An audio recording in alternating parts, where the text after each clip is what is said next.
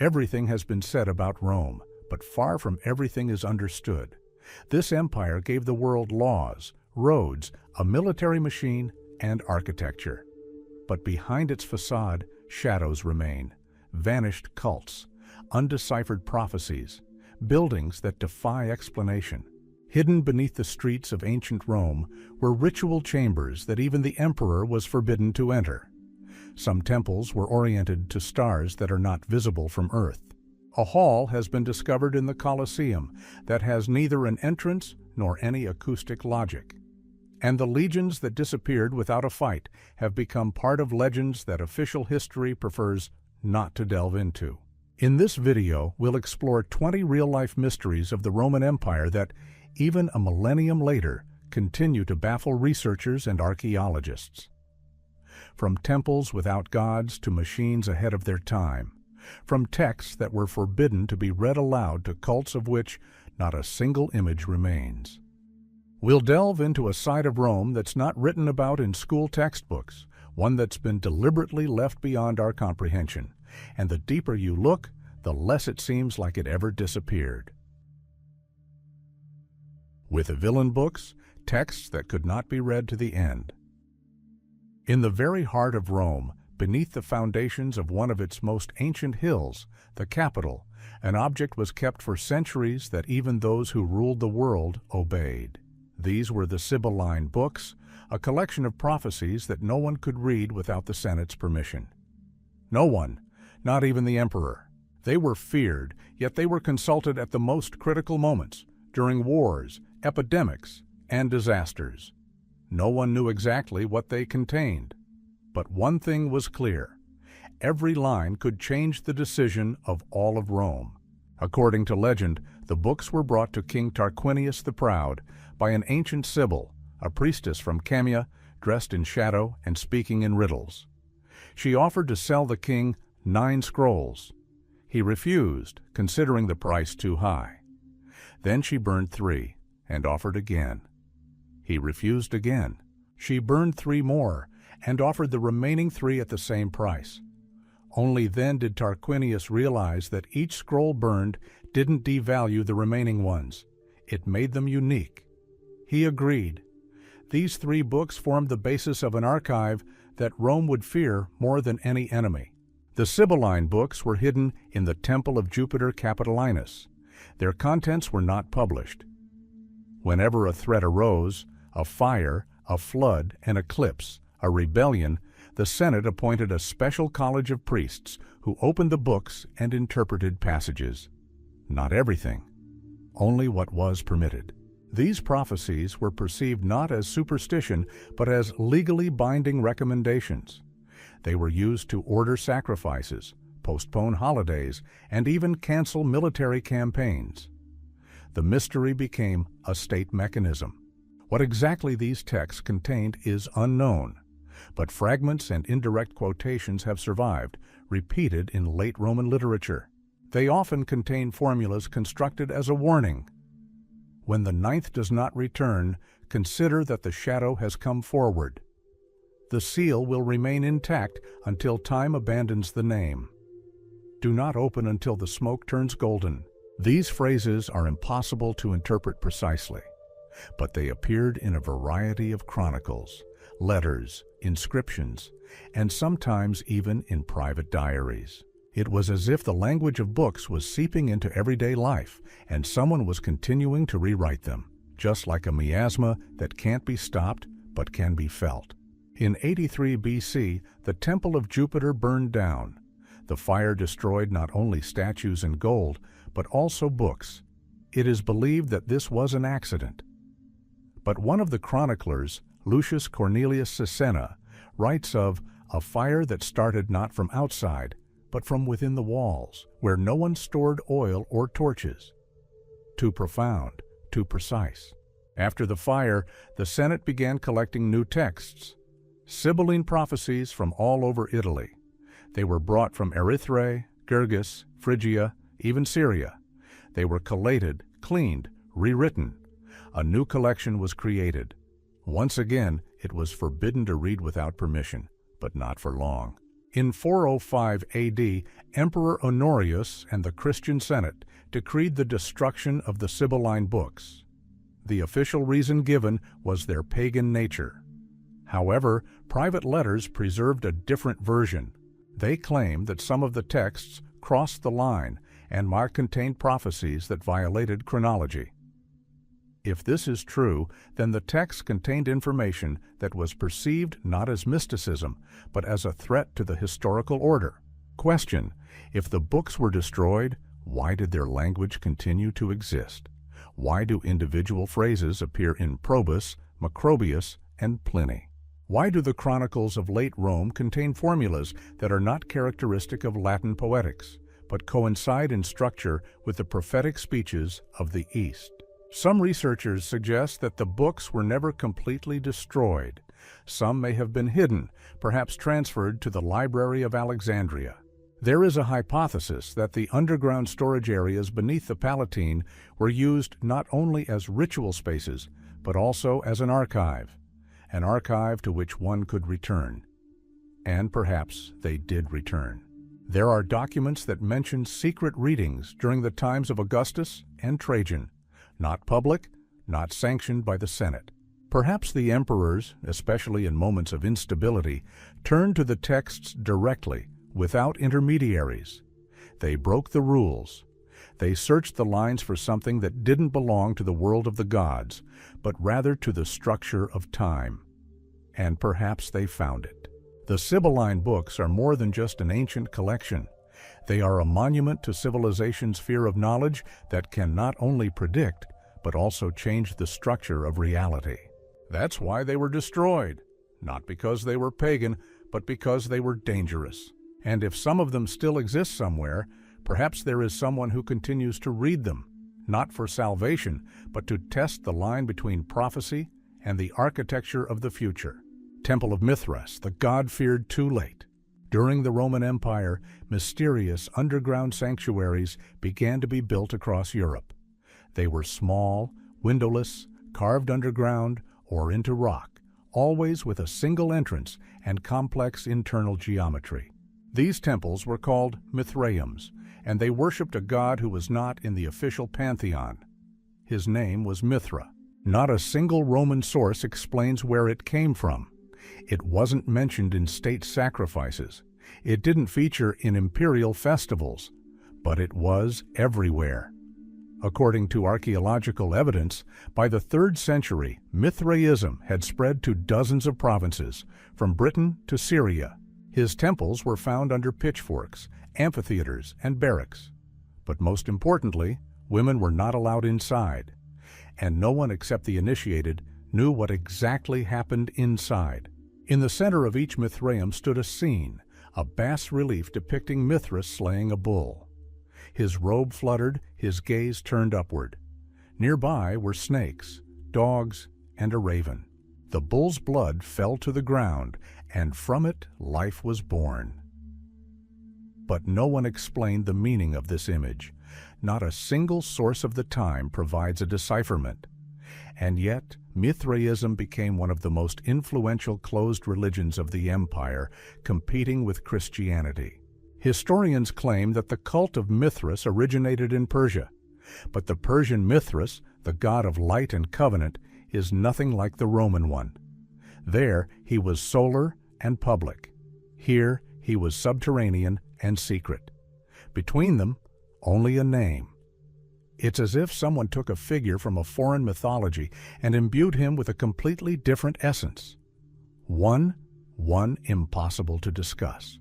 The initiation stages have been preserved. There were 7 in total, from raven to father. At each level, initiates underwent rituals that no one else has recreated. Only descriptions remain: ablutions, silence, blood sacrifice. No records, only sculptures duplicating the same gesture, a hand pressed to the heart, eyes closed. Later, Christian church fathers called Mithraism a false light and a double of truth. Some wrote directly, Mithra knew that Christ was coming, and therefore he got ahead of him. The strangest thing is that the vast majority of Mithraeums were intentionally filled in and sealed. In some, archaeologists found traces of destruction, but not violence. Stacked stones, neatly sealed niches, cleanly cut entrances. It's as if the followers of Mithras themselves destroyed their sanctuaries, not out of fear, but out of necessity. Perhaps because something in these temples had to remain underground. A Mithraeum in Ostia was excavated in the 20th century. A rare anomaly was discovered there. The stone benches showed signs of repeated heating, as if someone had sat on them. Radiating heat. The walls were polished on the inside, and there was a hole in the ceiling that coincided with the position of Sirius on certain days of the year.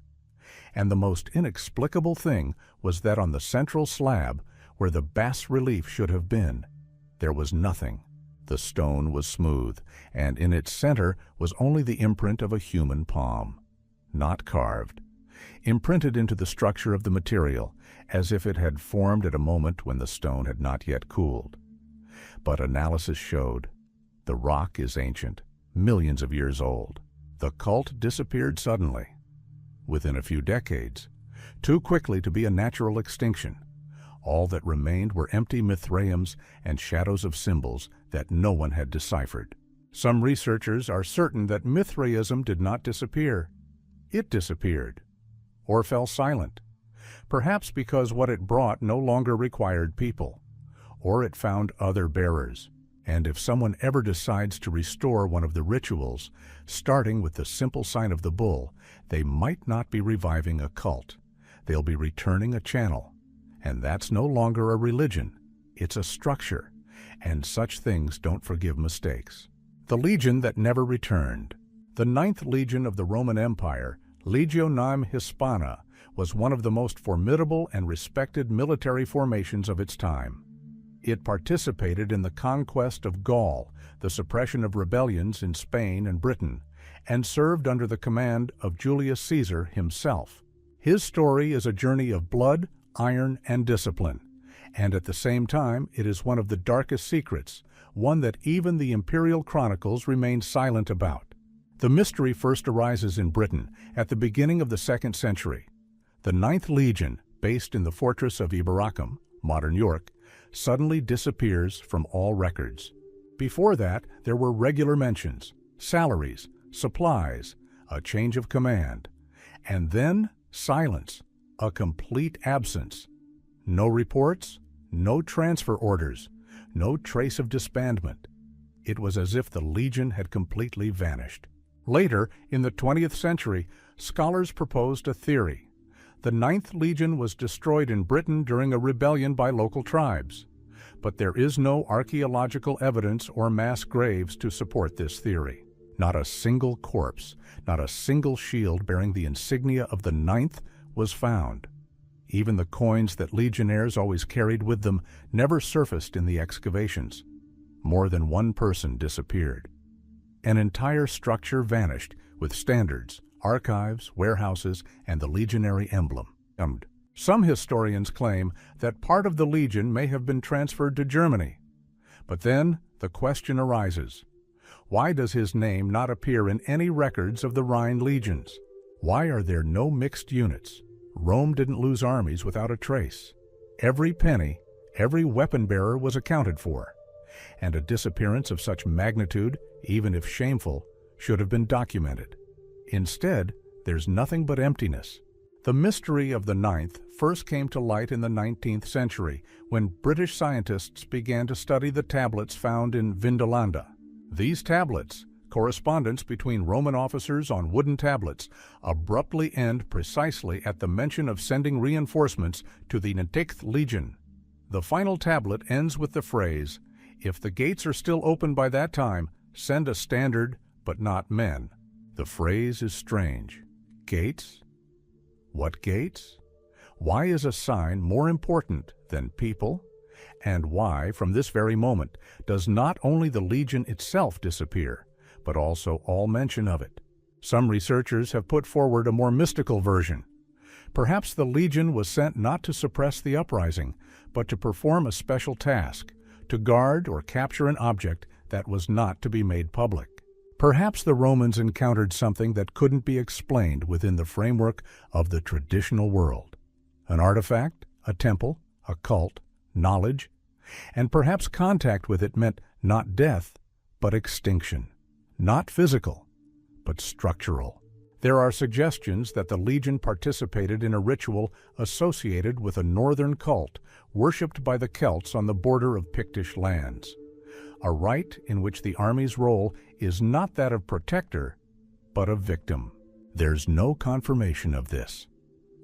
But strange signs are still being found in the area where Ix disappeared.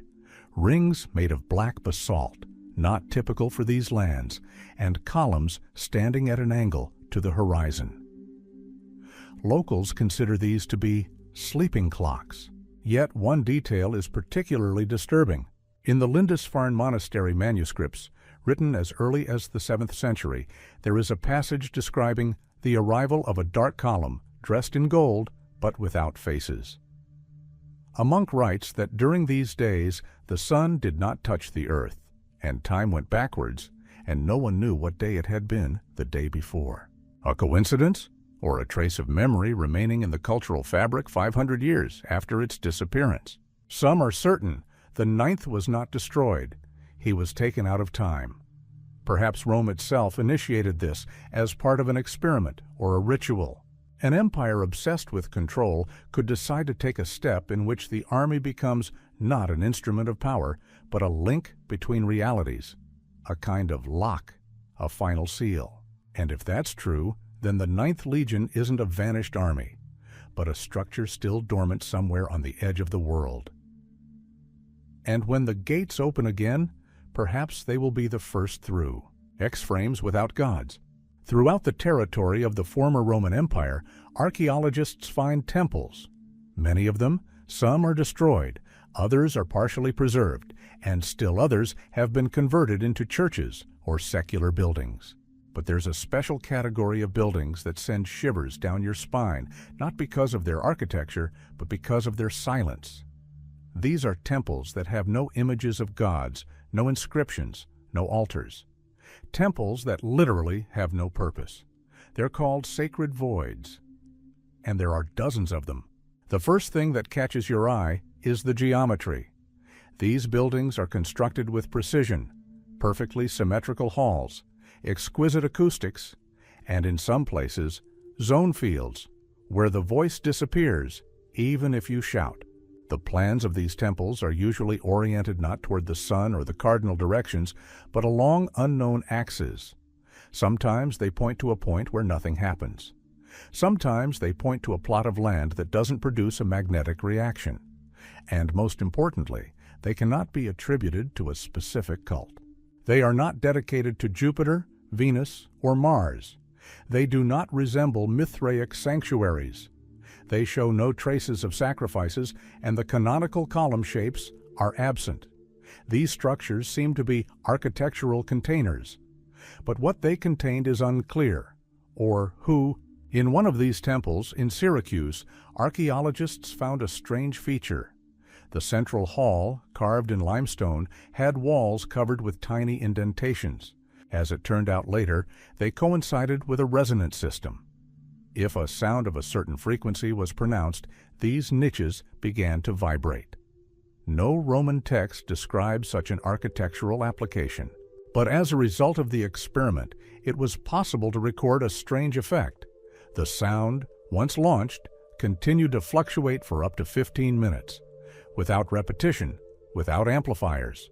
Some believe these temples are an instrument, a conscious one, perhaps connected not with worship, but with perception, as if they were places where they didn't pray, but waited, didn't talk, but listened, didn't address the gods, but accepted what came. An even more mysterious structure was discovered in southern Gaul.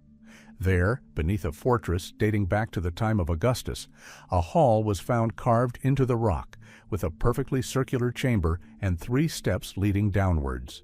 Below is a niche where something clearly once stood. But what is unclear? There are no traces of fastenings, no channel for offerings, no images.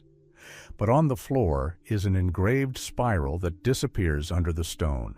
Underground scanning showed that the spiral continues to a depth of more than 6 meters, but it is impossible to excavate it. It is located inside a monolithic slab. Some researchers call these temples corridors of silence. Perhaps they were built not as places of worship, but as protective spaces. Protective, not from enemies, but from knowledge, from that which should not come to light, or, conversely, from that which should not disappear completely. There's a theory that these were reservoirs, not for water, not for storage, but for memory. Not in the human sense, but as a way to capture a state unrelated to language, and that sometimes, in certain weather or sounds, this recording is activated. There have been cases where tourists inside such temples began to experience events that didn't happen to them. They saw unfamiliar scenes, heard phrases they didn't understand, and experienced unexplained anxiety. This is not superstition. It is a phenomenon recorded in Egypt, India, and some ancient mosques. All these structures have another common feature. The entrance is often hidden behind a layer of stone or absent altogether, as if no one was supposed to go inside, or as if those inside were not supposed to leave. In Rome, there are drawings showing non-existent buildings. On paper, it's a temple. In reality, it's nothing. But when scanning these plots of land, sharp dips in soil density are detected. No catacombs, just emptiness, as if the architecture had been cut out of the space itself and then removed, not physically, but conceptually. And yet, it is felt. These temples are not memory, and not religion. They are like a frozen point in the fabric of time, a question no one dared to ask. Perhaps it was precisely because they knew that anyone who asked it would not receive an answer. They would only receive a presence, and it would remain. Forgotten machines of Rome. When we talk about the technologies of the Roman Empire, the first things that come to mind are roads, aqueducts, and arches. Simple, clear, and elegant in engineering. But there were other designs too, those whose purpose raises questions even today. In archaeological reports, they are listed as mechanisms of unknown use, or more simply, machines that don't fit the context of their time. In 1901, a fragment of a bronze gear was found during excavations on the slope of the Palatine Hill. Initially, it was thought to be from a water wheel, but further analysis revealed that the tooth angles, the material, and the aspect ratio were not typical of Roman water engineering. This gear was part of a much more complex device. Later, scientists attempted to reconstruct its possible structure.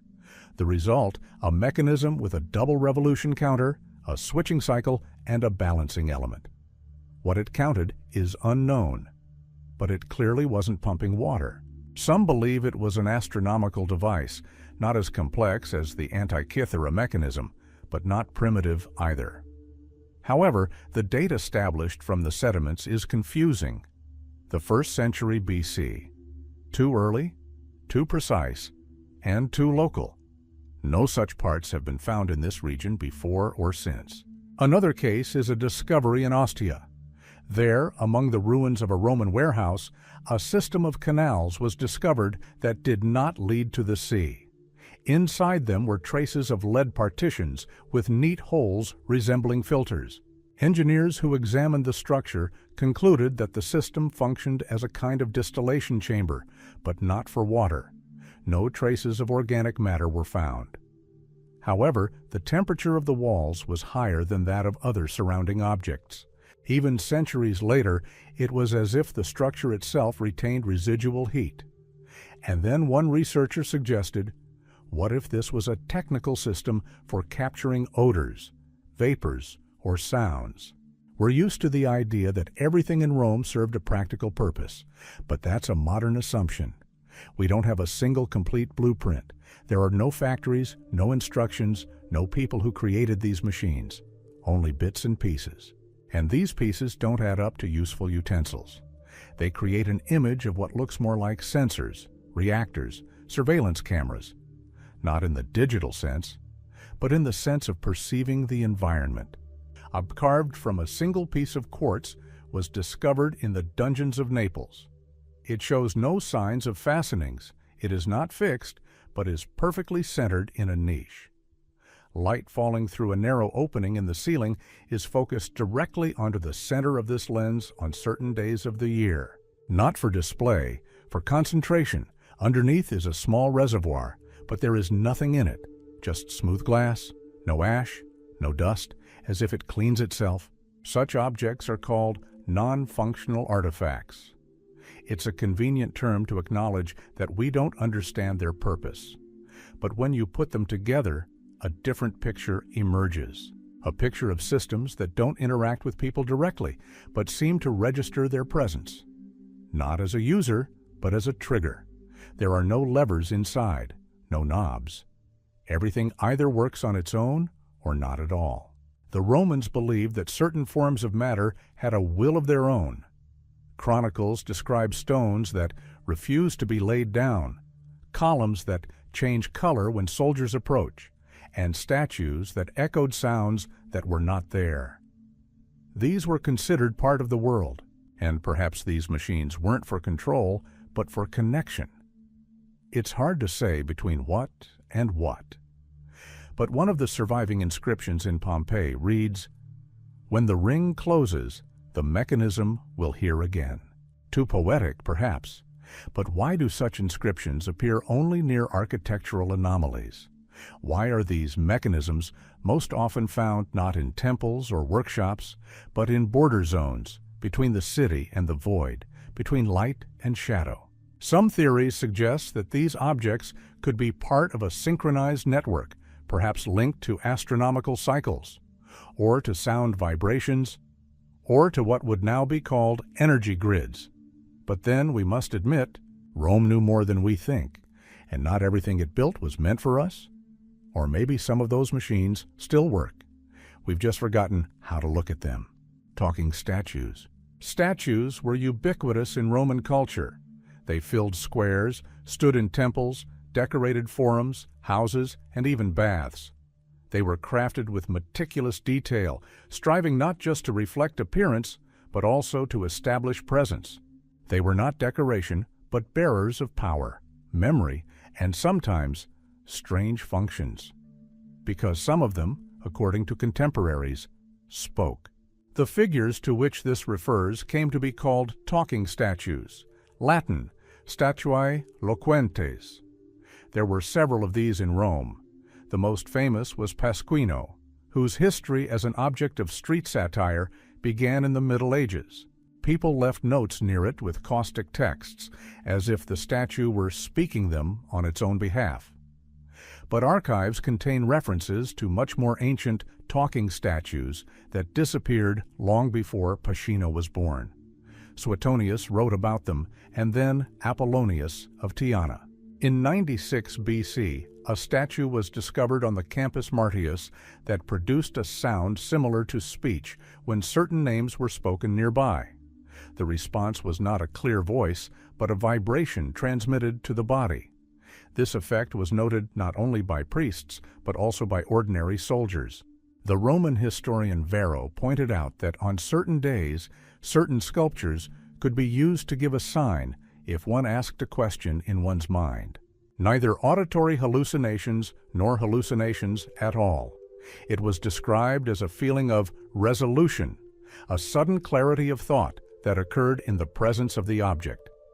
Christians would later call these demonic echoes. The most disturbing incident concerns the Temple of Concordia. There stood a statue of the goddess, made of an unusual dark marble. Macrobius's chronicle reports that one day, when the temple was closed for restoration, 3 workers heard hoarse singing.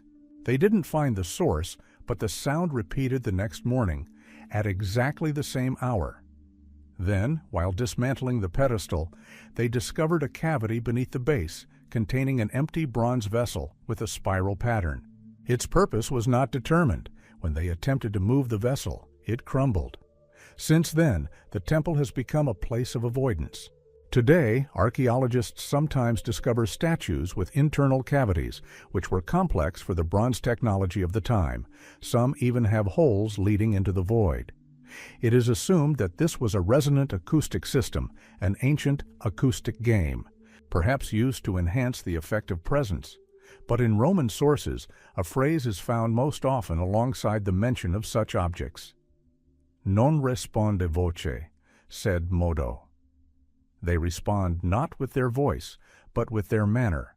It is speculated that some statues did not simply depict a deity, but were designed as contact points. They were placed at energetic intersections, for example in temples built along ancient Etruscan lines, and activated on the right day. But activation didn't require sacrifice. What was required was presence, a person possessing a specific state. Not faith, not a name, but an internal structure, perhaps a certain emotional frequency. By approaching, he turned on the statue. Holes the size of a human chest was found in the Forum Borea. Upon examination, it was discovered that it contained a cavity lined with smooth stone. But it's impossible to reach. The mechanism is hidden behind a massive pedestal, dismantling which is prohibited due to the risk of damaging the monument. Nevertheless, instruments have shown that a stable temperature and a weak but constant electromagnetic field are maintained inside, not from the metal, but from the material itself. And then a hypothesis arose.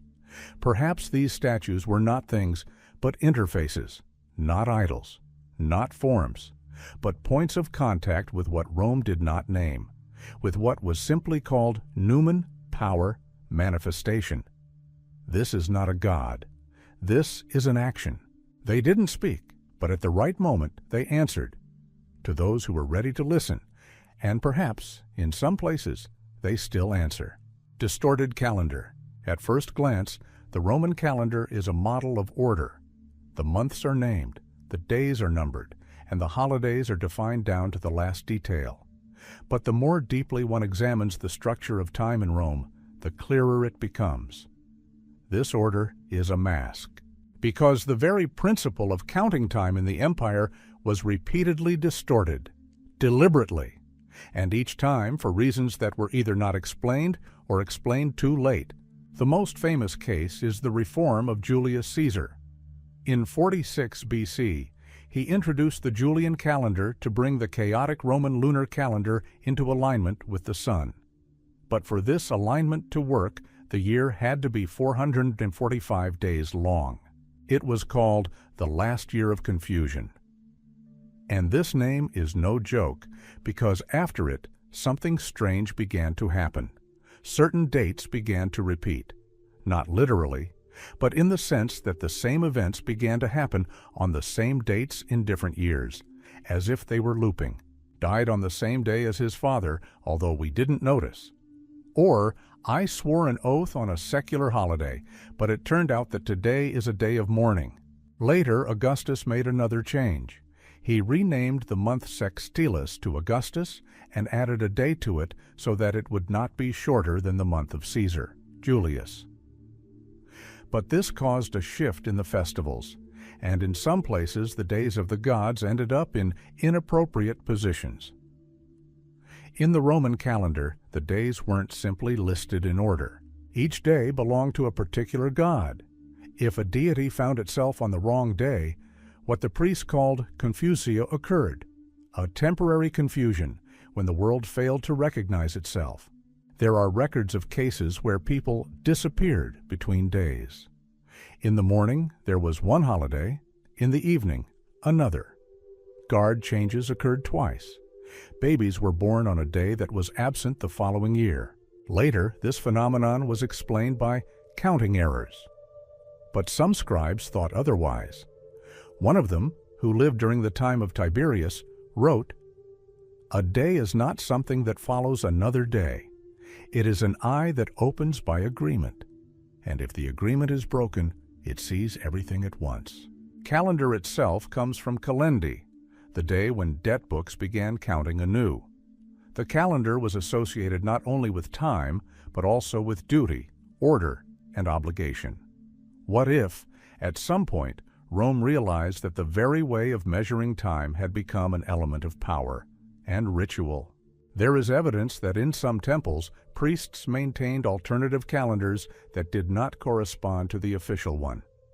One of these, found in Tivoli, contained months whose names did not correspond to either Greek or Latin sources. It features words like Trisactus, Limen, Reversio. Are these months ritual stages or states of time that don't fit into a linear model? Thing is that the Roman calendar was officially updated only by special formulas written on tablets and recited on a strictly defined day. These formulas were not part of civil proceedings. They were sacra, that is, sacred. If the formula wasn't pronounced, the year couldn't begin. That is, time itself didn't pass. It was switched on. And if no one switched it on, everything around continued to live, but not in counting, but in a pause. One of the most disturbing cases occurred in 158 CE when an anomaly in the Fasti, the state list of holidays, occurred. Idus Marci, March 15th, was recorded twice. In Roman culture, this is the day associated with the assassination of Caesar and the turning point of fate. That year saw many strange occurrences: mass disappearances in Liguria, strange flashes of light in the south, and a series of suicides among officials serving on the calendar commission. All of this was attributed to a difficult astrological year. But private letters mention something else. We moved forward, but everything came back. I lived through a day that had already happened, and no one noticed. If we accept that the calendar is not simply a calculation, but an interface with reality, then a failure in it is not an error, but an event. Perhaps there were schools in Rome whose priests not only compiled the calendar, but also maintained the flow of time, guiding it along the desired trajectory, like a guide. Perhaps the holidays were not dates, but synchronization points, and if they were disrupted, then something could happen, or return. And so, every time the calendar changed, someone disappeared. Not literally, but as if they were erased from the time system. They were still alive, but they no longer fit into the flow of events. And maybe there were more such people than we think. They just didn't go to death, but to failure. Disappeared names. In ancient Rome, everything had a name. Every house, god, street, moon, even the wind from a certain direction. A name was not just a designation, but a form of existence. It was believed that without a name, a thing cannot be perceived, and even less so, cannot interact with others. But for all the Romans' love of recording, in the history of the empire, there is a phenomenon of vanished names. Terms that existed, exerted influence, were used in documents, but over time disappeared without a trace. No translations, no reinterpretations. They simply ceased to exist. And in some cases, it was as if they were deliberately erased. One of the most puzzling examples is the name of a city that doesn't exist, which appears in several sources from the Trajan era. Military reports mention a certain Colonia 5, but the full name is never deciphered. One inscription states that 3 cohorts departed from it, never returning and unrecognized. This colony is not present on any geographical map or in any list of provinces, but the remains of a road leading to nowhere exist. To this day, they are called the Via Omissa, the road that is not remembered. There are numerous similar cases. Temple inscriptions contain names of gods found nowhere else: Center, Praxion, Thesra. They cannot be identified with either Greek analogs or local cults. Some inscriptions are accompanied by the phrase, "a name that is pronounced once." And then the question arises, were these goddesses and gods, or something else that could be evoked but could not be repeated?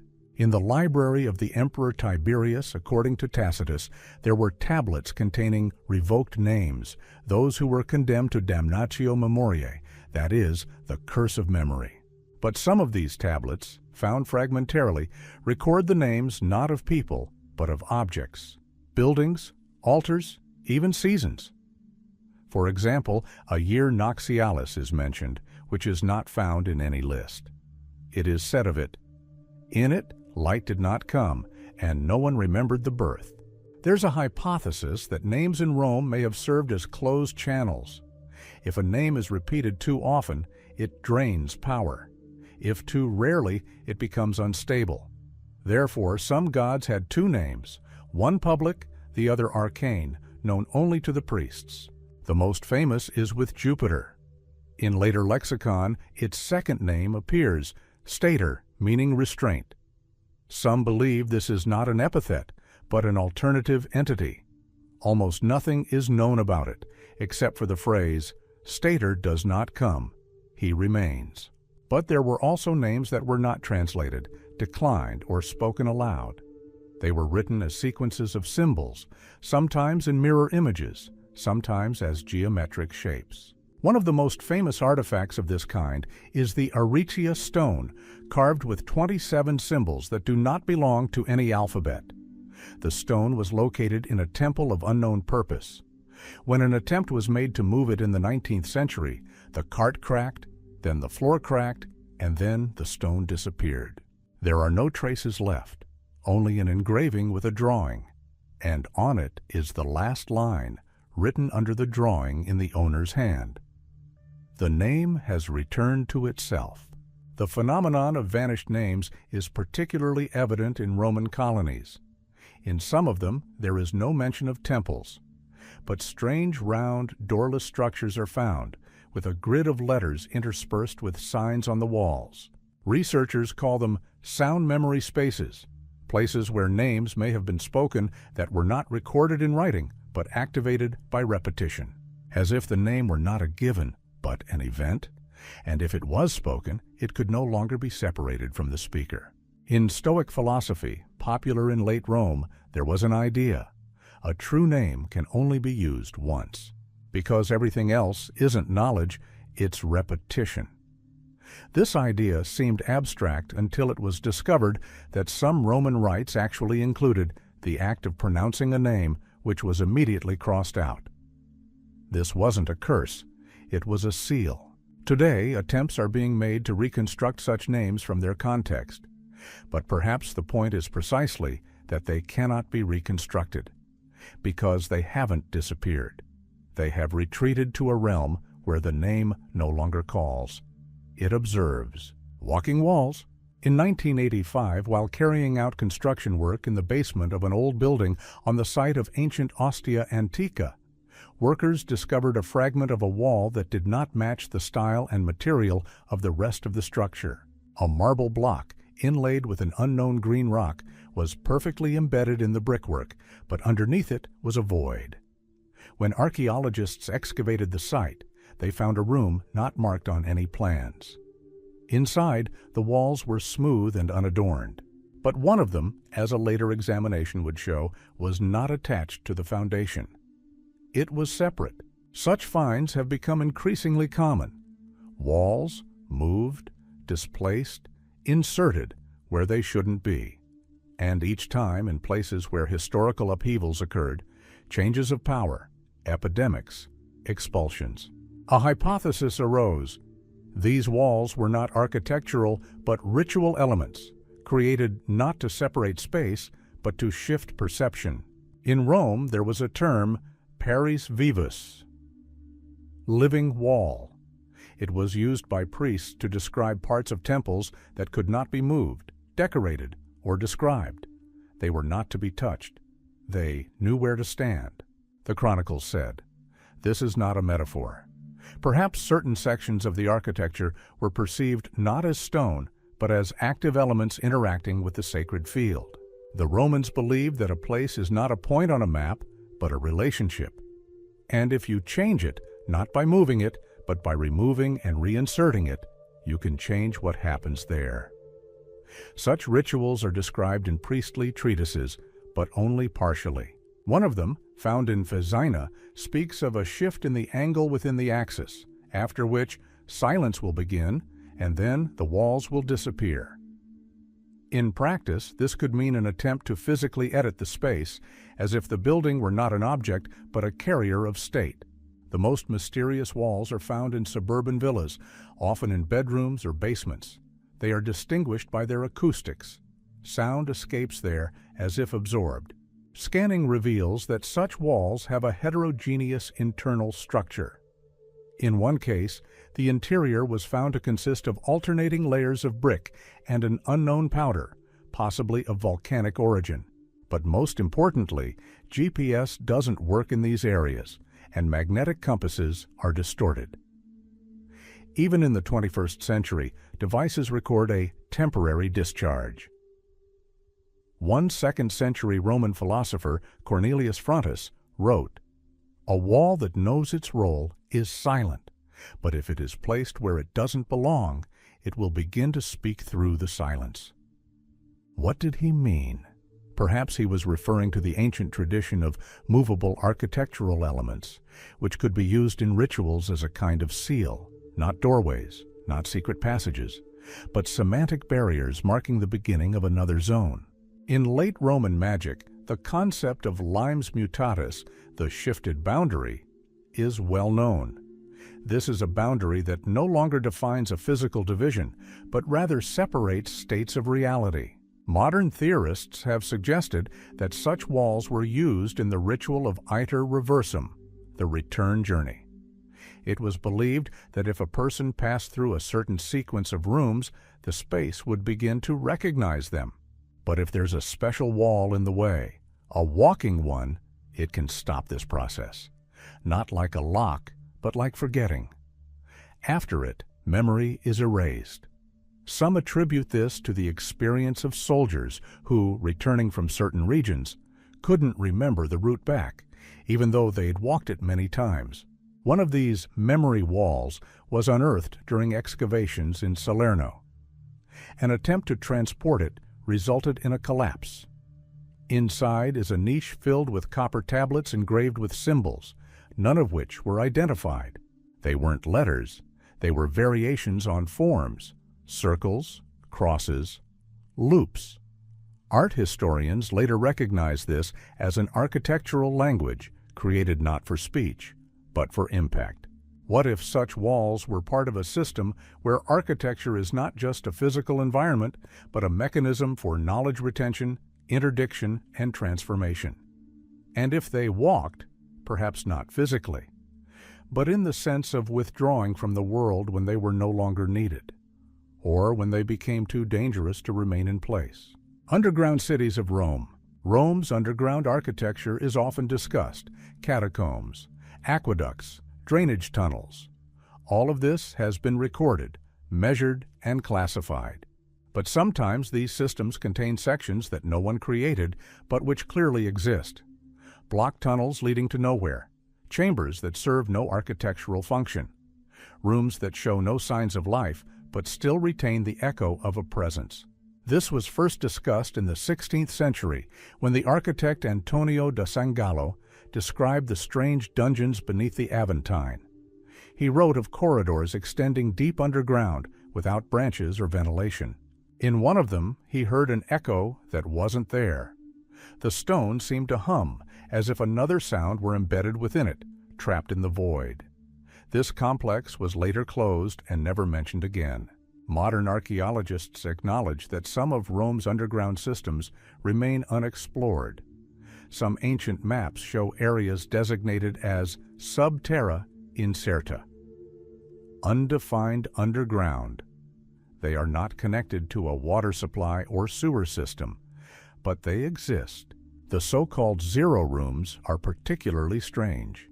These are chambers with no functional entrance. Access is only possible by destroying a wall. And every time someone enters, they find the room absolutely clean. No debris, no traces of life, no organic matter. Only smooth stone, often polished, with perfect geometry. Sometimes with unmarked stone platforms. Sometimes with empty niches. But the most frightening thing is that sound disappears in these halls. There were several cases where, when attempting to install acoustic equipment inside, the recording came out blank. The microphones recorded only background noise until entering the hall. Then, silence. Upon exiting, the signal returned to normal. One of the researchers described it this way: It's not the absence of sound. It's a room where sound doesn't begin. Documents from the late antique period have survived that speak of sealed vaults, supposedly created with the participation of priests. These vaults were not repositories. They were called places of coincidence, points where the flow of time, the course of thought, and the path of souls intersected. Pseudo Hermapius writes, "There are cities above the earth, but there are others just like them, only they are not connected with the body, only with memory." The discovery of a huge underground hall in the Vatican area was recorded back in the 19th century. Officially, it was a fragment of a Roman warehouse, but the dimensions described in the report are astonishing. 72 meters long, 18 meters high, and the walls lined with a stone unusual for the region. The structure was soon walled up. The reason given was the danger of collapse. But no photographs survive, only sketches. One shows a staircase descending to the floor. Another shows a symbol on the wall resembling an inverted triumphal wreath. In some texts, this symbol is called the crown of absorption, a sign used to close a passage if it should not be open. Some believe that Rome had two levels of the city. One was physical, the other was the architectonic layer, built not for living, but to coordinate what was happening above, like a filter, a layer of silence between people and what was below or above. In one of these spaces, under the Conciliatore Street, a niche was discovered in 2009 containing a stone with a date carved into it. Only the date was in the future. DCCCC Feuvimp AUC, the year 847 from the foundation of Rome. This corresponds to the year 94 AD. The problem is that the stone was buried in layers dating back to the 1st century BC, as if it had been there before it was created. Some call it a coincidence, others a violation of the temporal sequence. Still others, a relic of a structure that does not follow chronology. If there is a system beneath Rome that perceives not only the movement of bodies, but also the meaning of events, then the question is not who built it, but what is rewritten within it when the world above begins to change. These underground halls are not locked. They are like a frozen breath, like the silence between heartbeats. We are accustomed to thinking that architecture is physics, but perhaps Rome knew. Architecture is also memory, and until it is destroyed, something within it still remembers. Places that are not on the map. One of the strangest phenomena associated with the history of Rome remains the so-called silent zones, areas mentioned in ancient texts but do not correspond to any modern location. These are not simply errors of ancient cartographers. These are spaces whose existence is confirmed through repeated descriptions, but which seem to have disappeared not physically, but conceptually. As if a certain location had been removed from general perception, leaving only a trace in the memory of sources. An example is the mysterious Oppidum Tertium, a third fortified point mentioned in several military chronicles from the time of Trajan. It appears as a link between two legionary camps in Germania. The reports indicate that reinforcements departed from it. It received the wounded, and it housed warehouses. But modern maps linked to these chronicles show no third oppidum. It left no archaeological traces. Field diaries mention it, but not a single GPS measurement reveals any foundations or traces of activity. It's as if it were protocol, but not material. Such extinguished places are also found closer to the heart of Italy. In the Lazio region, there's a place where locals warn, "It's best not to enter here with a compass." There, compasses don't work, phones lose battery, and sounds are muffled. One geophysicist who tried to take measurements later recounted, "When I entered, I realized I wasn't walking into a forest, but into a memory of a forest, as if the place itself knew what was meant to be forgotten." Some late Roman sources refer to such areas as regions remissae. Remitted regions. The wording is ambiguous. Remitted. To whom and why? Some historians suggest that these are territories removed from the general structure of the city, deliberately removed from symbolic geography. Perhaps because something happened there that couldn't be recorded in the chronicles. Or, conversely, it was recorded too literally. In one of his letters, Seneca mentions a place where every word becomes a trace. He doesn't explain where it is, but adds, "And therefore we do not return there, lest we be read." If we take this idea literally, perhaps there were points where presence itself was fixed not in space, but in perception. Such places could not be occupied, they could only be sensed and forgotten, or left without description. A map from the early 4th century preserved in the Vatican archives shows 7 circles outside the boundaries of Urbis, the central part of Rome. Each circle is designated as Praesentia sine forma, presence without form. There are no roads or topographical markers nearby. Just circles. Researchers call this an attempt to map not physical objects, but nodes of meaning, places where the gap between what is and what appears to be occurs. 20th century, during highway construction in the Capua area, equipment failure occurred over a 60-meter stretch. Bulldozers stalled and construction markings slipped every day, even though they were re-hammered into the ground. Finally, the area was bypassed. Archaeologists later came there and found nothing. No foundations, no layers, only tightly packed soil. But one of them wrote, "When I stand in the center, the air seems denser, and if I close my eyes, I'm not standing here." Such places were perhaps part of another level of urban structure, not built up, but muted. They were not marked, not preserved, not deified. They were points where one could not say, "I was here," because this here did not retain form. It returned to itself. Interestingly, in late Roman magic, there was a ritual called locatio mentis, binding of the mind. It involved directing one's thoughts to a place that didn't physically exist, but which, according to the priests, could be opened within. One description says, "When you reach the point no one has drawn, you will understand that it wasn't you who took the step, but she." What if these silent zones were real? But not in the usual sense. Not paths and walls, but structures of perception hidden between the layers of the urban body. And if you entered them, you didn't notice. You simply left and forgot. And the place continued to wait. Words that are not supposed to be spoken.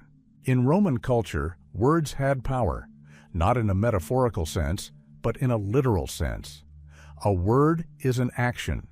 A word is a will that has crossed a boundary. A legal formula, Chana spoken aloud, began to work, even if it was later revoked. An oath was a binding force. A curse was a weapon. The empire lived in a world where speaking meant appealing to the structure of reality itself. But there were other words too. Those that weren't written down, those that weren't spoken, or conversely, spoken only once and never again. They were called verba arcana, secret words. They weren't used publicly. They weren't taught in schools or spoken in forums. They belonged to the temple, to a ritual, to a specific moment. Some of these were sacred names of gods, not intended for everyday speech. For example, Jupiter, according to several sources, had an inner name known only to priests. It was pronounced once a year during a closed rite. If it was pronounced by the wrong person, it was believed that the name hears it and the thing turns inward. No one knew exactly what this meant, but one document describes a priest who lost his voice after a ritual in which the sound broke. Exorcism formulas, execratio, are another example. These weren't just curses, but structured texts carved on lead tablets, rolled up, and buried under passageways, intersections, stairways, doorways. But in some cases, these texts were written in mirror image, from right to left, sometimes without vowels. They weren't meant to be read. They were meant to activate space. One archaeologist wrote, "It's not a message, it's a slider," as if someone is starting a process but not waiting for a response. There were also words considered anchor words. They bound a person to an event. One sacrificial ritual used a 3-word formula that was forbidden to be repeated. If you spoke them, it was believed that you were engaging with the action, and even years later, everything that happened according to this formula would resonate within you. One source cites a case where a man who uttered such a formula suddenly began speaking in an unknown dialect 20 years later, at night, in his sleep, using the same phrases. The late magical tradition includes the concept of impressio verbalis, vocal imprint. In Roman demonology, it was believed that certain words were not spoken aloud, not out of superstition, but because they were imprinted in space and began to repeat themselves, not like an echo. And what about the meaning? They echo other events. Someone said them, and then, weeks later, another person suddenly says the same phrase. Unfamiliar, but sounding with the same intonation. On the wall of one Mithraeum, there remains an inscription, Noli loqui in memoriam. Do not speak in memory. The meaning of this phrase is still debated. Some believe it is a call not to speak of the dead. Others believe it refers to a prohibition on creating new memory nodes with words, as if speech could connect you to what should already be forgotten. There was also the concept of a word without a carrier, a word that passed through a person but did not belong to them. Such a word could be written down, but was not understood. An example is the tablets from Umbria, which contain phrases not found in any other text. Researchers can't decipher them, but the strangest thing is, some of these phrases later surface in medieval folk magic almost unchanged. It's as if they weren't transmitted directly, but lived within the structure of the language, appearing where needed. Psycholinguists call these semantic relics, echoes that aren't fixed to meaning but operate at the structural level. Perhaps the Romans understood this intuitively, and so they created silent zones of language, areas where a word couldn't be repeated because it didn't belong to the human world. It was like a tool. It was used and then put away. And if you accidentally pronounce such a word, not because you learned it, but because it came to you, perhaps you become not its bearer, but its conductor. With glass that shouldn't be there, we tend to think of glass as a material that appeared in ancient times in primitive forms, amphoras, vessels, display cases. The Romans truly mastered glass blowing. Their products are still found throughout Europe. But among archaeological finds, there are objects whose origins cannot be explained by either the technology of the time or the logic of purpose. This is glass, whose properties contradict both chemistry and history. In the 1930s, during excavations of a villa in the Tivoli area, researchers discovered a fragment of a glass-like material with an unusual density. It wasn't transparent, but rather translucent, with a metallic sheen. Laboratory analysis revealed its melting point to be over 1,400 degrees Celsius. This is an impossible level for the 1st century AD. But most importantly, when exposed to light, the material began to resonate, not glow, not reflect, but produce a faint vibrational response, as if something inside it were responding. Later, glass objects were found in other places in Italy, whose shape corresponded neither to utilitarian tableware nor to jewelry. One of these was an elongated disc with symmetrical holes arranged in a circle. At first glance, it looked like a lens or an optical element, but the material had a strange property. It absorbed light completely. Even under strong illumination, no light penetrated. Only a matte glare remained, as if you were looking not at an object, but into a black eye. Roman sources refer to a special category, vitrum obsidianum, black glass, born from fire but not reproducible. One text by Pliny describes a case in which a volcanic eruption produced a material in which one could see not oneself, but what one thinks. An apt metaphor or something more. It's unclear, but the very fact that glass was perceived as a boundary between the visible and the other already speaks to its special status. The most disturbing are the objects that, according to descriptions, changed shape. There is evidence of a flask in which the water does not move, even when turned upside down, possibly a closed glass vessel in which something more than physics was taking place. Or a ball in which the pattern changes, although it is not drawn, a semblance of an ancient kaleidoscope, or something more serious. In a Roman tomb discovered in the mid-20th century, a round glass dome covering the deceased's head was found. It was hermetically sealed into the sarcophagus. Its interior was covered with a grid of microscopic grooves. When photographed from a certain angle, the pattern was found to align with the orbits of Jupiter and Saturn. The find was deemed an artifact without function and was soon lost. Some believe glass was used not as a material, but as a conductor, that through it one could see not only light, but also meaning. Perhaps these were instruments for ritually focusing perception, or, as some esotericists believe, gates of attention through which one could come into contact with that which is usually not visible. Scendo quod lucet non est. That which shines does not exist, was found on the walls of one of the Mithraeums.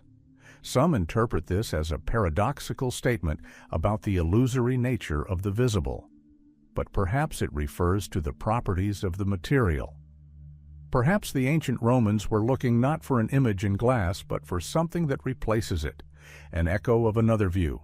The strangest thing is the traces of impact from these objects. There are reports of researchers working with such artifacts experiencing headaches, sleep disturbances, and a sharp deterioration in memory. None of these pieces of glass survive in museums. Almost all of them are lost. Not a single full-fledged exhibition exists. Only black and white photographs that don't convey the texture. If we accept that glass is a film between worlds, then the question is not one of technology, but of intent. Why did the Romans create such objects? To look through them, or so that something could look back through them? And if one of these objects were found today and someone shined a light on it, it's not a given that they would see a reflection. Perhaps they would see what they were expecting to see on the other side.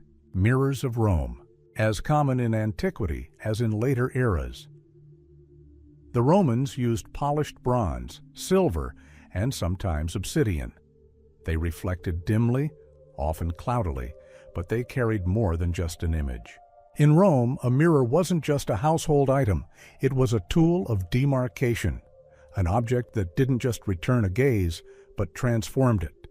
And some texts explicitly state, a mirror knows not only who looks at it, it knows when. Magic mirrors are a rare but persistent theme in Roman tradition.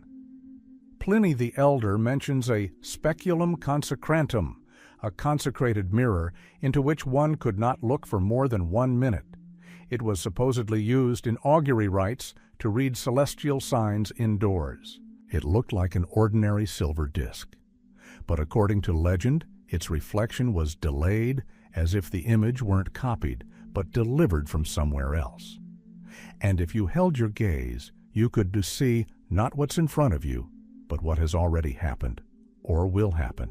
Some mirrors have been found in burials, especially in tombs where not priests, but architects, topographers, and geometers were buried. However, the mirrors themselves were unadorned, unsigned, and always lay face down. In one such tomb, found near Arezzo, the following phrase was carved on the back of a mirror: Respicere non est videre. To look is not to see. But the strangest discovery was not in tombs, but in sanctuaries. Inside a temple dedicated to an unknown god in northern Italy, archaeologists discovered a system of 3 mirrors aligned along an east-west axis. When a ray of sunlight passed through a slit in the wall in the morning, the reflections overlapped and fell on the stone slab. No image appeared on it, but moisture began to appear. The design that emerged in the fog repeated a geometric pattern carved on one of the Mithraeum altars in another region, Dalmatia.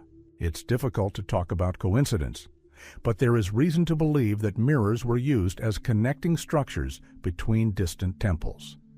Perception in antiquity was not divided into material and spiritual. Everything was a single field, and if a reflection appeared, it was perceived not as an optical phenomenon, but as a spatial response. There was also a belief that some mirrors retained a name. If a person gazed into such a mirror for a long time during a ritual, their name would remain in the depths of the reflection and could be restored by the priest if a spirit needed to be summoned. This is not necromancy in the usual sense. It is a semantic imprint, recorded not in words, but in the structure of a gaze. According to one hypothesis, mirrors in Roman temples were used not for images, but to coordinate ritual times. Each reflection is not simply a returned image, but a displaced moment. And in theory, if you build the reflections in the correct sequence, you could see not the past or the future, but the possible. Some later philosophers called this ordo visibilis, the order of the visible. This concept encompasses the idea that the world is not unified, but that each perspective constructs its own version.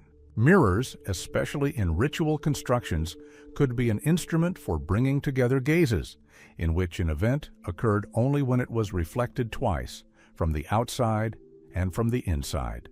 A strange device was found in one of the temples in Numidia, a chamber with 4 mirrors lined with smooth black stone. There were no windows or images on the walls. Inside, there was silence, and everything sounded wrong. When the researcher entered and turned on the dim light, he saw his reflection, but it didn't move. It took a few seconds, and only then did it catch up with him, as if the mirror was waiting for a command. If we take this not as an illusion, but as an effect, then perhaps the Romans used mirrors as tools for setting events, not magical, architectural, simple in form, profound in impact. And then it becomes clear, mirrors in the Roman tradition are not images. They are observation structures that can work in both directions. And perhaps when you look into one of them, the question is not who you see, but whether it sees you back. Silent slopes, places in Italy that seem to escape notice, not because they're hidden, but because nothing lingers in them. These are the so-called silent slopes, land formations associated with ancient roads, pilgrimage routes, or sites where temples once stood. But unlike other landmarks of the Roman Empire, these sites are impossible to retain in memory. They are described, photographed, marked on maps, and then forgotten again. Not literally, but as if the territory itself repels attention. The first mention of such slopes is in the writings of the 1st century BC Roman geometer Marcus Vibius Livius. He described a patch of land where shadows move in a direction other than the sun. At the time, this was considered an optical illusion, but later, in medieval chronicles, similar descriptions appear. Sections of road where horses stop, birds stop singing, and the sound of footsteps disappears. On the map, it's an ordinary place. In reality, it's a spatial pause. Modern archaeologists attribute this to geology, underground voids, magnetic anomalies, and vegetation characteristics. But local residents say otherwise. Rumors circulate in the villages that prayers are not heard on the slopes. You can't read aloud there. Words don't bounce. People become disoriented. There have been cases where groups of tourists who passed through such a zone couldn't remember the exact moment they exited, not because they got lost, but because the event had smoothed out. In one such place, on the border of Lazio and Umbria, an altar was found. No inscription, no decoration, just a stone block, perfectly cut into the slope, surrounded by 3 notches that look like footprints. But they weren't human. They were too long, too straight. Nearby were drawings, circles, waves, spirals. They looked childish, but dating placed them back to the 2nd century. And most importantly, the altar didn't cast a shadow, not at any hour of the day. In another case, near Naples, a silent courtyard was discovered. It is a ruined building dating to the late Republican period. It has 4 walls and no roof. Inside, the floor is made of black tuff, perfectly smooth, and if you enter, the voice fades. Not a hum, not an echo. It's a sound absorption, as if in a soundproof studio, but all around is open space. Not a single trace of technology. On the wall is a phrase, almost indistinguishable, "Hic nulla vox revertitur." Here not a single voice returns. There's a theory that the Romans deliberately created such zones, not for habitation, not for worship, but as places of erasure, points where that which was destined to disappear, not physically, but in meaning, was erased. They weren't cut down, built over, or destroyed. They were simply left alone, because they knew that if they were interfered with, what had been forgotten might reveal itself. Some Stoic philosophers said that space has its own will. It allows or rejects not based on people, but on conformity. And if a person finds themselves in the wrong place, space does not register their presence. That is, they are there, but they leave no trace, as if they passed through. Another phenomenon may be related to this, the absence of archaeological layers. There are regions where there should have been traces of life, roads, trade, caravans, but there is nothing. Only a smooth expanse of grass in which ground-penetrating radar detects voids. No bones, no charcoal, no debris. It is as if no one has ever stopped here, even though the text claims otherwise. Roman engineers knew how to build in any terrain, but nothing was built in these places. And this too was a choice. There were lands that were not cultivated, not because the soil was poor, but because there was no stability there. The wording is strange, but it is repeated in several Latin sources. Modern observations show that antennas, towers, and concrete structures do not survive in these areas. The coverage disappears. The concrete cracks. It is as if the material itself is being pushed out of the environment. And if we accept that this is not mysticism, but some ancient principle, then it becomes clear. Rome not only created the world, it left voids in it. Not mistakes, not abandonment, but excised pauses, places that speak not of what is there, but of what is not. Maybe something can still be heard in these zones, not with the ears, not with the voice, but with an inner knowledge. One shouldn't be here. And maybe it's precisely because there was something here that shouldn't return. Negotiators.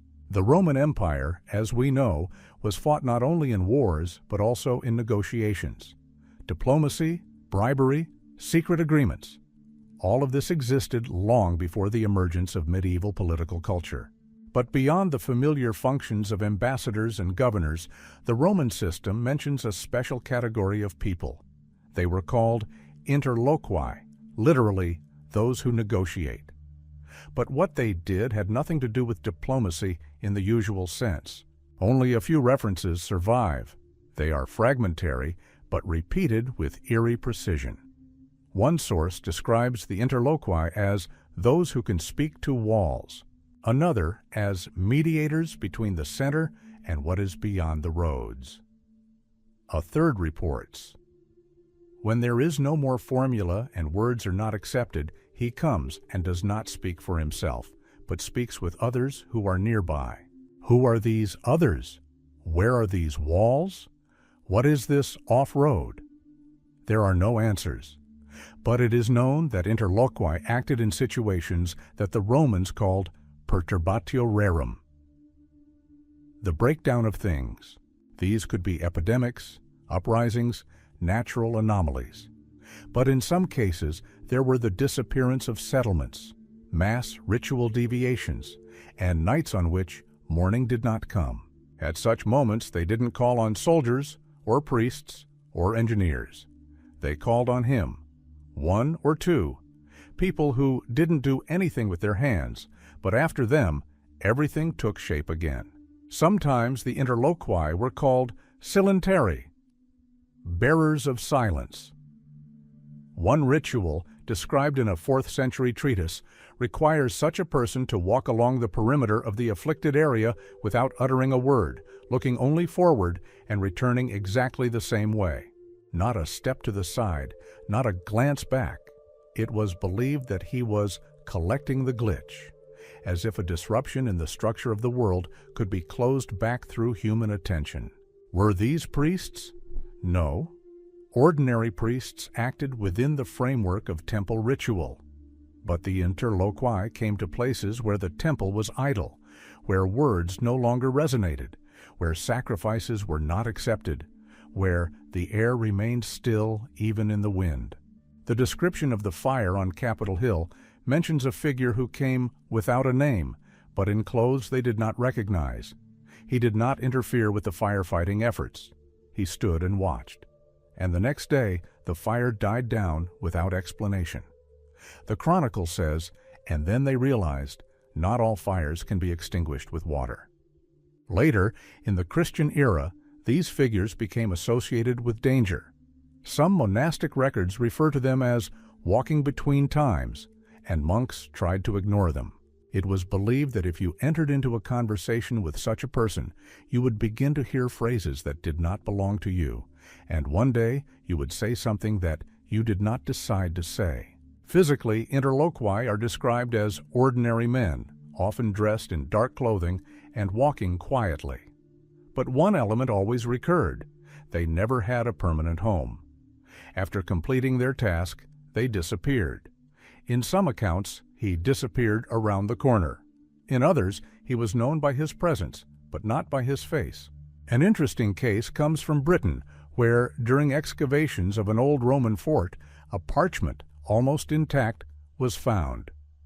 On it is a speech that someone wrote down from memory. It begins as a typical statement.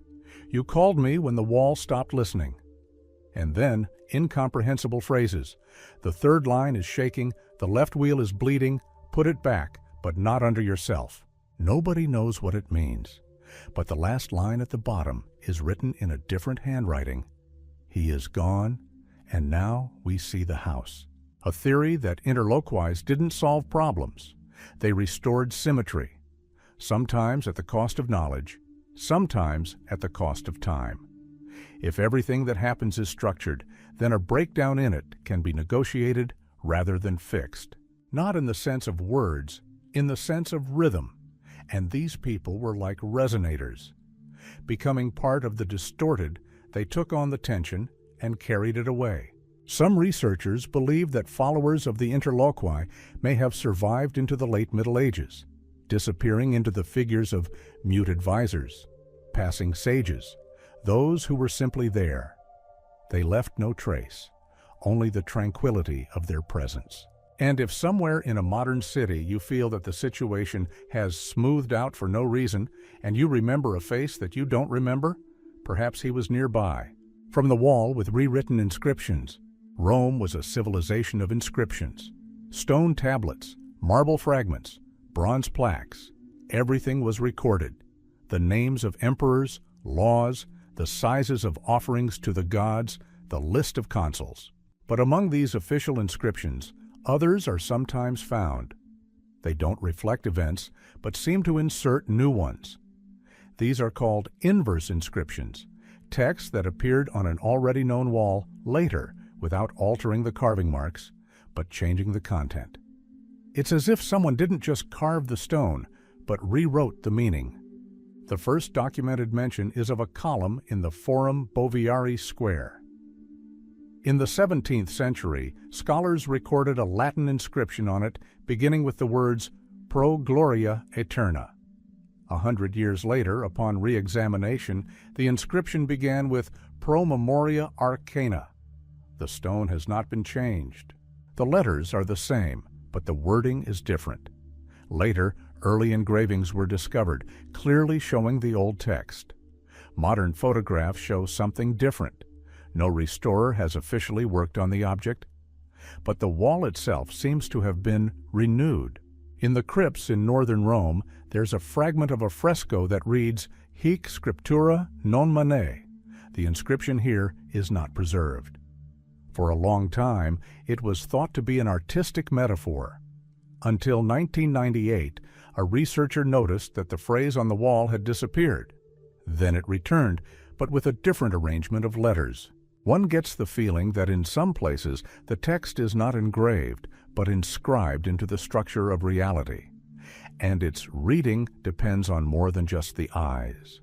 One Mithraeum describes a ritual in which the participant was required to walk along a wall with their eyes closed and recite the words that came to mind. The text spoken by different people in this place coincided in meaning, not in form, but in the direction of thought, as if the wall itself led the person to a certain formulation. Marble-lined room was discovered in southern Italy. In its center is a pedestal. There are no windows or doors. The interior is covered in inscriptions, but they can only be seen at certain angles of light. Under normal lighting, it's a smooth surface, but if you light a candle and swirl it, the words begin to appear, and each reading is different. Photographs capture the text, but if the person returns a day later, the letters in the photo and in reality don't match. The theory held that certain objects are not simply carriers of information, but active editors. They don't preserve the text. They reflect it like a mirror, not visually, but semantically. And if you approach it with a different frame of mind, you'll see a different text, not a metaphor, but letters. 13th century monastery archive contains a text attributed to a monk who converted from Catholicism to Gnosticism. In it, he writes, "I entered a hall where the wall knew my name. It was not written, but it resounded within me. And what I said was not my own words, but what had already been said." Official history denies this, but scholars note a recurrence. Certain Roman walls repeat words that are not written. 2003 experiment attempted to test this. Several researchers took turns working in a Roman vault where an inscription had previously been lost for a week. They all independently began writing the same formula, in different words, but with the same meaning. No one prompted, but the wall dictated. Can we say that the Romans knew about this? Perhaps. There are texts that describe the act of revisio silenti, rewriting silence. This is not a ritual, but a state in which the place itself renews within itself what was said, leaving only the essence, changing the form. This is not erasure, this is a revoicing. What if certain buildings in Rome were constructed not only of stone, but also of structures of repetition? What if, upon entering them, one encountered not a reflection of oneself, but a text that had always been waiting to be spoken, through oneself? And if one day you find yourself in a place where the inscription changes angle, where the letters waver in the gloom, where a thought comes before comprehension, maybe it's not a coincidence. Perhaps you've entered a memory that can speak and was only waiting for your tongue to speak again. Formula outside the city. In the outskirts of Rome, outside the usual urban layout, there are old roads that do not lead to settlements. They do not coincide with military routes, do not go to ports, and do not follow the path of aqueducts. These roads end in nothing, an open field, a forest, a hill. But they weren't built by barbarians. The stonework, the engineering, the style, everything points to a Roman origin. The question is, why? They are known as viae conclusae, closed roads. The wording is strange. How can a road be closed if it is built? One early source indicates that such paths were intended not for travel, but for pronunciation. What this means is not explained, but in several documents the phrase is repeated. After going beyond the last crossroad, the word is heard differently. Some believe that these roads were used for pilgrimages in the opposite direction, not to the temple, but from it. In Roman mysticism, there is a ritual known as regressus, a return to the starting point not in space, but in meaning. A person who has completed this path would, as it were, close their own trajectory, and, according to legend, be able to close the loop. Archaeologists who examined one of these roads in the Sutri area discovered that the last 300 meters of paving differed in composition. The stones were denser, the sound of footsteps was muffled, and the compass deviated slightly. On both sides of the road are the remains of low walls with mica inclusions. No text explains their purpose, but nearby is a stone with the inscription Verbum ibi figitur. This translates as, "The word is fixed here." A word is not a name, not a formula. A word as an essence. Perhaps what was meant was a recording, not in letters, but in the body. A person, having walked a road, left behind not himself, but what was spoken within him, even if he was silent. It is hypothesized that such roads led to points where the Romans performed not rituals, but rather the consolidation of reality. One treatise on magic describes the term ordo restituendi, the order of return. It had no fixed formula. It wasn't a text, but a state achieved through movement. Perhaps following a specific route with inner intention rewrites the event, not in the past, but in its effect. In 1972, a group of researchers discovered 10 identical stone slabs along one of these roads, each of which had an engraving, a wavy line leading into a spiral. None of the symbols were labeled, but if you line them up, a sense of repeating sequence emerges as if the road itself were a reading. It's not you walking along it, it's the road reading you. There is a mysterious text attributed to the poet Junius Sylvanus in which he describes a path without a goal leading to a name. He writes, "I did not know where I was going, but when I stopped, I realized the whole path was a word, and now, standing on it, I am its last letter." This is not a poetic image. It is a structure in which the root becomes a sentence and movement a grammatical action. In Roman religion, movement was not separated from meaning, and perhaps certain roads were active texts, intended not for the feet, but for activating that which lies beyond words. As if, by walking along them, you were completing a process that began long before your birth. Near one of these roads, a cylindrical stone was found with the inscription, "Finis non hic," the end is not here. Some have read this as a sign that the journey continues. But there is another interpretation. The end is not in space. It's in what you must understand before you reach it. And if you don't understand, the journey is not finished. What if the Romans built not only cities, forums, and temples, but also meanings laid out in space? What if a road is a formula and the stones are its letters? And if you walk such a road with the right intention, it reveals what is hidden not even from the eyes, but from the very passage of time. And perhaps it was on such roads that formulas were born that weren't written down in books. Formulas that emerged in reality and changed the trajectory of events, the city that cannot be named. Rome is called the Eternal City, but some late antique texts mention a second Rome, not Constantinople, not a mythical prototype, but a city that cannot be marked on a map, but which, in the words of some philosophers, moved with the present without casting a shadow. It was called by different names: Urbs Interior, Speculum Urbis, Domus Muta, Inner City, Mirror of the City, Silent House. This is not a metaphor. Some priestly treatises explicitly state that some rituals were performed not in a physical location, but in a repeated form. This was not a temple, not a symbol, but a structure that was entered mentally, but from which one emerged physically transformed. There is a fragment of a letter from a late Roman senator to an unknown addressee. He writes, "I have found the entrance. It is not a door. It is a refusal of the road. When I stand at the right point, the city responds. Its streets are silent, but they remember. Its temples do not call, but they watch. And if you say its name, it disappears.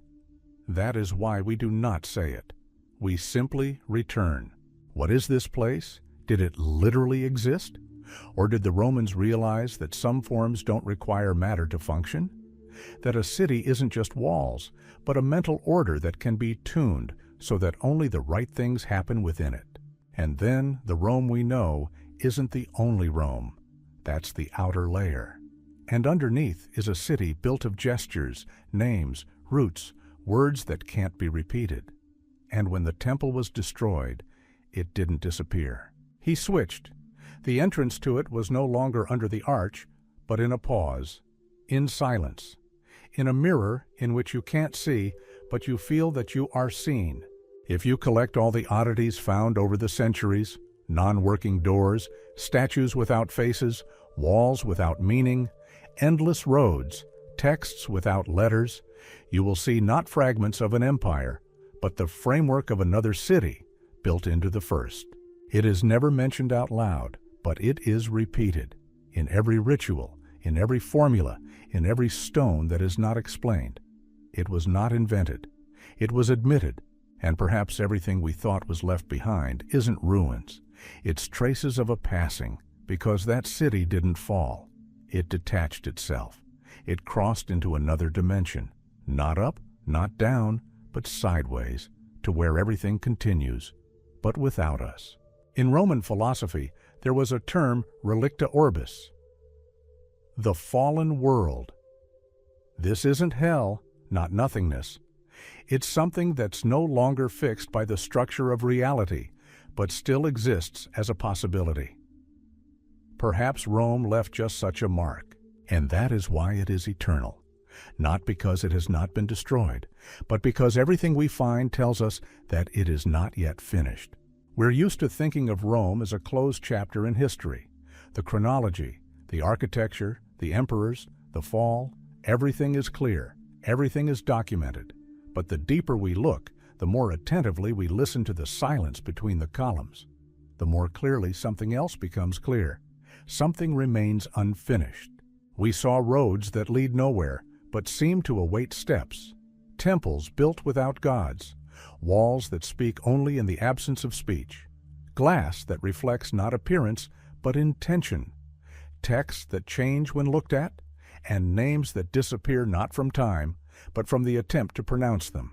Perhaps Rome wasn't just a city, it was a tuning system, not of the outside world, but of what lies between us and it. And when we encounter the inexplicable in this history, we don't discover something new.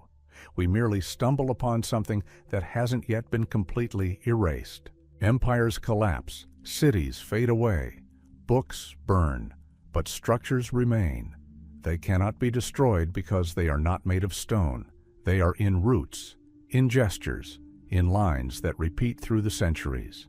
And maybe we are not looking for ancient Rome. Maybe it is looking for us.